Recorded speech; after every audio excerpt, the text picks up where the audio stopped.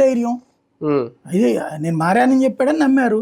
5 ఏళ్ళు ఇచ్చారు. 5 కేంద్రం సపోర్ట్ చేస్తున్నారు అనుకుంటున్నారా? ఆ ఆలోచన ఏమైనా ఉందా బాబు గారు? అసలు మేనిఫెస్టోని ఎందుకు తీసేశారు? తీసేశారు.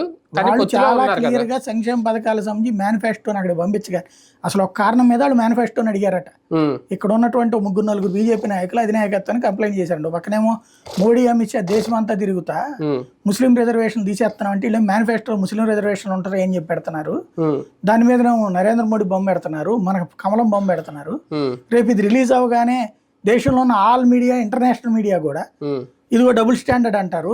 మోడీ బొమ్మ వేసి 4% రిజర్వేషన్ ఇస్తున్నారు, ఆయన ఏమో తీసేస్తానంటున్నాడు అని అడుగుతారు. పరువు పోద్ది భారతీయ జనతా పార్టీ పరువు, ఏదో ఆలోచించుకోండి అని చెప్పారట ముందు రోజున. చెప్పేటప్పటికి అది కూడా దానికి ఒక బలం ఏం చేకూరింది. ముందు రోజున మధ్యాహ్నం ఈయన ఒక ట్వీట్ చేశాడు చంద్రబాబు గారు, 4% రిజర్వేషన్లను ఎట్టి పరిస్థితుల్లో మేము కాపాడుకొస్తామని చెప్పి. మరి ఇదే కదా మేనిఫెస్టోలో పెట్టేది, మరి ఇదేదో ఉందో లేదో చెక్ చేసుకోండి అని చెప్పారట. వాళ్ళు అందుకని మేనిఫెస్టో కాపీ మా దగ్గరికి పంపించండి అన్నారు. లేకపోతే భువనేశ్వర్ ఇదే మన పురంధేశ్వరి గారు వీళ్ళందరూ కలిసి ఆవిష్కరించేసేవాళ్ళు సైలెంట్ గా. ఎందుకంటే అసలు వీళ్ళతో సంబంధమే లేదు. వాళ్ళ మేనిఫెస్టో మీద వీళ్ళు సంతకం పెట్టడం అంతే, వీళ్ళ చేతిలో పెట్టుకోవడం. కనీసం పవన్ కళ్యాణ్ అయినా చదివాడు లేదో నాకు తెలియదు. అది అయిపోయింది. అది తీసి రెడీలో పెడదాం అనుకుంటున్న టైంలో వీళ్ళు అడిగారు, పంపించారు. పంపించగానే దీనికి మేము అబ్జెక్షన్ అన్నారు. అందుకని మీకు మేనిఫెస్టోలో అది లేదు. అయితే అది అసలు చేయాల్సిన పని ఉంది, నేను విడిగా హామీ ఇస్తున్నాను కదా అన్నాడు. అప్పుడు మన్మోహన్ సింగ్ గారు కనుక ప్రత్యేక హోదా హామీ ఇచ్చినట్టుగా, అది నేను చూసుకుంటాను కదా, ప్రాణం పోయినా దీను ఇది చెప్తా అన్నాడు.